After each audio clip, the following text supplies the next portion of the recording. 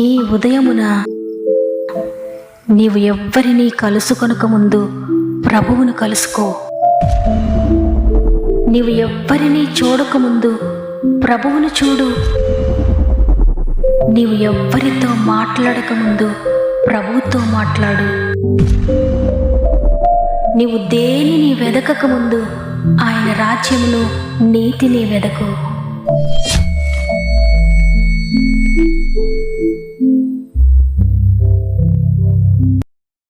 Praise the lord. ప్రభువును రక్షకుడైన యేసుక్రీస్తు వారి అతి శ్రేష్టమైన నామములో మీ అందరికీ నా యొక్క ప్రత్యేకమైన శుభములు తెలియజేస్తూ మరొకసారి గాడ్ ఫస్ట్ అనే వాగ్దాన కార్యక్రమానికి మిమ్మల్ని అందరినీ ప్రేమతో ఆహ్వానిస్తూ ఉన్నాను. ఈ విధంగా మరలా మనం కలిసి ఒక ఆత్మీయ కుటుంబంగా దేవుని స్తుతించగలుగుతున్నాము అంటే కేవలం దేవుని కృప మాత్రమే. అనేక మందికి అవకాశం లేదు. దేవుని మాటలు వినాలనున్నా వినలేని పరిస్థితుల్లో నలిగిపోతున్నారు. అయితే దేవుడు తన కృపచేత మరలా మనకు అవకాశాలు ఇస్తున్నారు. సమయం ఉండగానే కృపకాలం దాటిపోకముందే ప్రభువుకు లోబడదాం, ప్రభు చిత్తానుసారంగా జీవిందాం. గాఢాంధకారపు లోయలో కూడా మనకు తోడుగా ఉంటారు. భయం కలిగిన వేళలో కూడా మనకు తోడుగా ఉండి వాటన్నిటినీ దాటిస్తాడు. కాబట్టి మీ ప్రతి పరిస్థితిలో దేవుని సహాయం తీసుకోండి. ఆయనతో పాటు నడవండి. ఆయనే మిమ్మల్ని నడిపిస్తాడు. మీలో ఇంకెవరికైనా ప్రే రిక్వెస్ట్ ఉంటే తప్పకుండా కామెంట్ ద్వారా నాకు తెలియచేయండి. మీ కామెంట్స్ అన్నిటికీ జవాబు ఇవ్వలేకపోయినా మీ కామెంట్స్ అన్ని చదివి మీ అందరి కొరకు ప్రార్థిస్తున్నాను. ఈ వాక్యం చివరిలో మీ అందరి కొరకు ప్రార్థించబోతున్నాను. మీరు ఏ సమస్యలో ఉన్నా, ఏ వ్యాధితో ఉన్నా, ఏ బంధకాల్లో ఉన్నా తప్పక చివరి ప్రార్థనలో విశ్వాసంతో ఏకీభవించండి. మీరు విశ్వసించిన ప్రకారంగానే మీ జీవితంలో దేవుడు చేయబోతున్నాడు. సమస్త మహిమ ఘనత ప్రభావంలో దేవునికి చెల్లునుగాక. ఈరోజు దేవుడు మనకు అనుగ్రహిస్తున్న బలమైన వాగ్దానం చదువుకుందాం. కీర్తనలు 56వ అధ్యాయము 3వ వచనము. నాకు భయము సంభవించు దినమున నిన్ను ఆశ్రయించుచున్నాను. ఆమేన్. చూడండి, ఇక్కడ దావీదు మహారాజు ఎంతో ధైర్యంగా ఒక మాట చెప్తున్నాడు. నాకు భయము సంభవించినప్పుడు నేను దేవుణ్ణి ఆశ్రయిస్తున్నానని. మనకు అనిపించవచ్చు, గొప్ప రాజు కదా, భయపడ్డం దేనికి? శత్రు భయం నుండి రక్షించడానికి సైనికులు ఉంటారు, యుద్ధ ప్రావీణ్యత గలవారు ఉంటారు, తనకు కావలసినంత ధనం ఉంది, భోగభాగ్యాలు ఉంటాయి, తనకు తోడుగా శత్రువులను జయించడానికి అనేక మంది రాజులు ఉంటారు. రాజులతో పాటు వారి సైన్యం కూడా ఉంటుంది. ఏ వ్యాధి కలిగినా దానిని ట్రీట్ చేయడానికి అనేక మంది వైద్యులు ఉంటారు తన ఆస్థానంలో. ఇంత కలిగిన రాజుకు కూడా భయం ఉంటుందా? అవును, మనిషిగా పుట్టిన ప్రతి ఒక్కరికి ప్రతి దినం ప్రారంభించడంతో ఏదో ఒక భయము, ఏదో ఒక కంగారు, ఏదో ఒక దిగులు కలుగుతూనే ఉంటుంది. ఎందుకంటే సాతాను లేవగానే ప్రతి మనిషిని కూడా భయముతోటే ఎదుర్కొంటుంది. భయాన్ని తన హృదయంలో నింపుతుంది, చింతనే తన హృదయంలో నింపుతుంది. సంతోషించవలసిన, ధైర్యంగా ఉండవలసిన విషయాలన్నింటినీ ప్రక్కన పెట్టి ఏ విషయాన్ని గుర్తు చేస్తే భయపడతామో వాడికి తెలుసు. కాబట్టి లేవగానే భయం అనే విత్తనాన్ని మన హృదయంలో నాటుతాడు. భయముతోనే మనల్ని ఎదుర్కొంటాడు. అందుకే మనల్ని సృష్టించిన మన కన్న తండ్రి ప్రతిరోజు ఉదయాన్నే నేనున్నాను, భయపడొద్దు. ఎవ్వరు ఏ మాట చెప్పినా, ఏ శత్రువు నేను ఎదుర్కొంటున్నా భయముతో, అసాధ్యము అనేది లేని నేను నీకు తోడుగా ఉన్నాను, అందువల్ల ఎంతమాత్రం భయపడొద్దని దేవుడు ప్రతిరోజు ఉదయాన్నే తన మాటతో మనల్ని ధైర్యపరుస్తున్నారు. దావీదనే గొప్ప మహారాజుకే భయం ఉందంటే అతి సామాన్యులమైన మనకు ఎన్నో భయాలుంటాయి. అయితే భయం కలిగినప్పుడు గొప్ప రాజై ఉండి తను ఎవ్వరిని ఆశ్రయించకుండా, తన చుట్టూ ఉన్న సైన్యాన్ని ఆశ్రయించకుండా, తనకు తోడుగా ఉన్న రాజులను ఆశ్రయించకుండా, తన ధనాన్ని, తన సంపదను ఆశ్రయించకుండా, తన పేరు ప్రఖ్యాతులను ఆశ్రయించకుండా, తన వైద్యులను ఆశ్రయించకుండా, వైద్యాన్ని ఆశ్రయించకుండా దేవుని ఆశ్రయిస్తున్నాడంట. ఏ భయము కలిగినా, భయము సంభవించే దినాన్న నిన్ను ఆశ్రయిస్తున్నానని చెప్తున్నాడు. నిజంగా అట్టి విధంగా మనం కూడా ప్రభువును కనుక ఆశ్రయించగలిగితే అది ఎట్టి భయమైనా, మరణ భయమే కావచ్చు, రోగ భయమే కావచ్చు, ఆర్థిక బంధకాలనే భయం కావచ్చు, భవిష్యత్తునే భయం కావచ్చు, కుటుంబం అనే భయం కావచ్చు, ఫ్యూచర్లో నా బిడ్డలు ఎలా ఉంటారో, నా పరిస్థితి ఎలా ఉంటుందో నాకే అర్థం కావట్లేదని భయంకరమైన దిగులు కావచ్చు. అది ఏదైనా, అది ఎంత పెద్దదైనా నీకు సాధ్యం కాకపోవచ్చు, కానీ నిన్ను కన్న తండ్రికి మాత్రం సాధ్యమే. సమస్తము కూడా ఆయన చేతిలో ఉన్నాయి. ఆయనే నిర్వహిస్తూ ఉన్నాడు ఈ లోకాన్ని. భూమి దాని సంపూర్ణత ఆయన చేతిలో ఉన్నాయి. మహాకాశంలో పట్టజల్ని ప్రభు ఆయన. ఆకాశమైన సింహాసనము, భూమి ఆయన పాదపీఠము. ఇంత అద్భుతకరమైన సృష్టిలో భూమి చాలా చిన్నదిగా ఉంది. దేవుని దృష్టికి భూమి ఇసుక రేణు వలె ఉంటే ఆ ఇసుక రేణువులో ఉన్న మనము ఇంకా ఎంత స్వల్పమైన వారమో కదా. అంత స్వల్పమైన మనలను దేవుడు పట్టించుకొని ఉదయాన్నే, నా కుమార్తె భయపడొద్దు, నా కుమారుడా భయపడొద్దు, దేని గురించి నీకు భయం కలుగుతుందో వాటన్నిటిని నేను సరిచేస్తాను, నిన్ను బాగు చేస్తాను. దేవుడు మనతో ప్రతిరోజు మాట్లాడుతున్నారు. కాబట్టి ఆనాడు దావీదు ఏ విధంగా భయం కలిగినప్పుడు దేవుణ్ణి ఆశ్రయించాడో, మన శ్రమలో, మన శోధనలో, మన వేదనకరమైన పరిస్థితుల్లో దేవుని పాదాలు పట్టుకుందాం, ఆయన ఆశ్రయిందాం, ఆయన దగ్గరికి వెళ్దాం. ఆయనకు అసాధ్యమైనది ఒక్కటి కూడా లేదు. తప్పకుండా విడిపించగలడైనా ఏ భయం నుండైనా. దేవుని వాక్యం సెలవిస్తుంది కదా, నిజంగా మొరపెట్టి వారికి సమీపంగా ఉంటానని. ఎవరైతే హృదయపూర్వకంగా నిజంగా మొరపెడతారో వారికైనా ప్రక్కన ఉంటాడంట, సమీపంగా ఉంటాడంట. ఆయన సమీపంగా ఉన్నప్పుడు మన బాధ ఏంటో ఆయనకు అర్థమైపోతుంది, మన భయం ఏంటో ఆయనకు అర్థమైపోతుంది. మనుషులు ఎవ్వరూ అర్థం చేసుకోలేని పరిస్థితులను కూడా ఆయన అర్థం చేసుకుంటాడు. మనుషులు మన పైరూపాన్ని మాత్రమే లక్ష్య పెడతారు, కానీ ప్రభువుకు మన అంతరంగం కూడా తెలుసు. ఎవరికీ తెలియని, ఎవరికి చెప్పుకోలేని మన అంతరంగం ఆయన చూస్తున్నాడు. కాబట్టి ఈరోజు ఈ మాటలు వింటున్న ప్రియ సహోదరి, ప్రియ సహోదరుడా, మీ అంతరంగంలో నా బాధను చూస్తున్నాడైనా, ఆ భయమును చూస్తున్నాడైనా. కాబట్టి భయపడకండి. ఎట్టి భయము మీకు కలిగినా ప్రభువుని ఆశ్రయించండి. మరి ఒక చోట భక్తుడు అంటాడు, నాకు కలిగిన భయములన్నిటిలో నుండి ఆయన నన్ను విడిపించాడని. నిజమే, ఈరోజు నీవు ఆయన్ని ఆశ్రయిస్తే నీకు కలిగిన భయములన్నిటిలో నుండి విడిపిస్తాడు ఆయన. 1, 2 కాదు, నీకు ఎన్ని భయములు ఉన్నాయో, దేని గురించి భయపడుతున్నావో అన్నిటి నుండి విడిపించడానికి సమర్థుడు. కాబట్టి ఈరోజు అందరం కూడా మన భయములన్నీ దేవుని పాదాల చెంతకు తీసుకొద్దాం.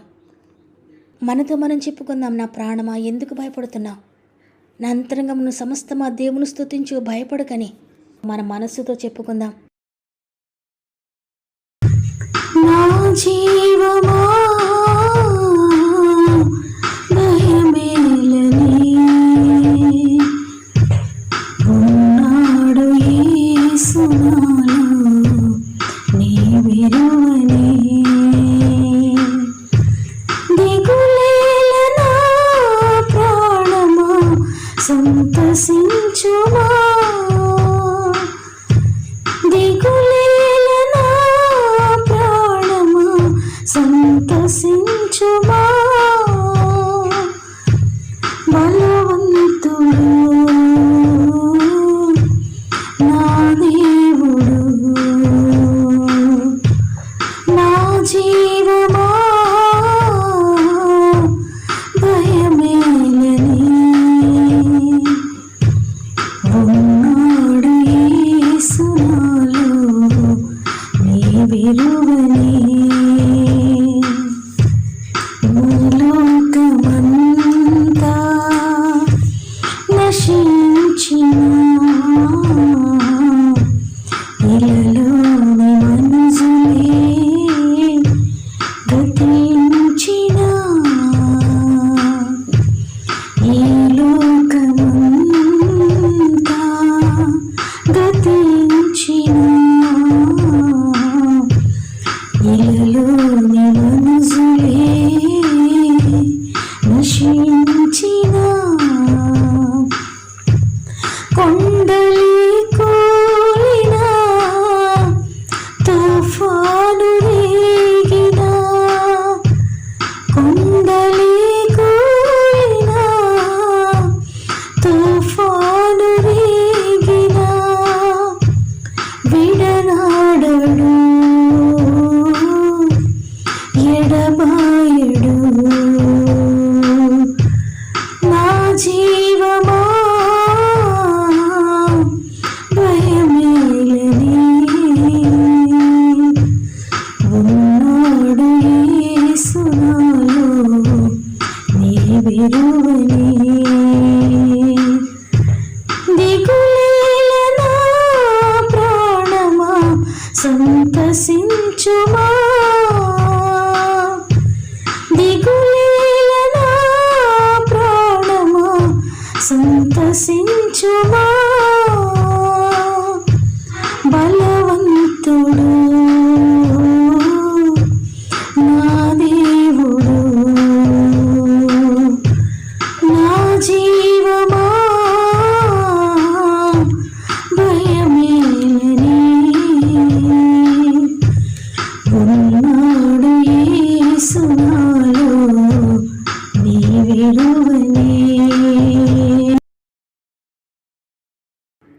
వందనాలు. నీ ఉచిత కృపను బట్టి మరొక దినాన్ని ఉచితంగా మాకు అనుగ్రహించారు. మరొక రోజు నీ వాక్కుతో మమ్మల్ని ఎదుర్కొన్నారు. నీ వాక్కుతో మా గృహాల్లో అడుగుపెట్టారు. అందుని బట్టి కృతజ్ఞతలయ్యా. భయపడొద్దు, నేనున్నానని మరలా మరలా మాకు తెలియజేస్తున్నారయ్యా.